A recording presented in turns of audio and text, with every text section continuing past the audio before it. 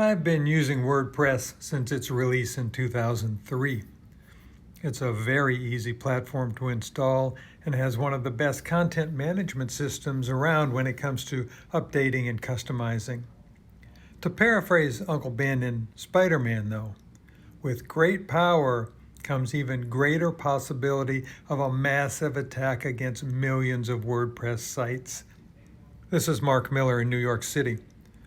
In a November 8th vulnerability statement from the research team at Securi, Ben Martin announced that they have been tracking an uptick in WordPress malware that is redirecting sites to some lame Q&A sites.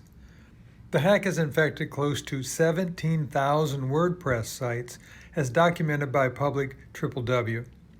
The Securi article does a nice breakdown of the hack, including cleanup instructions for the 100 or so files that are infected, and talks through mitigating techniques. It's definitely worth checking out Ben's article. You can find a link to the Securi blog and a pointer to PublicWWW at 505updates.com, along with other resources and links from this episode.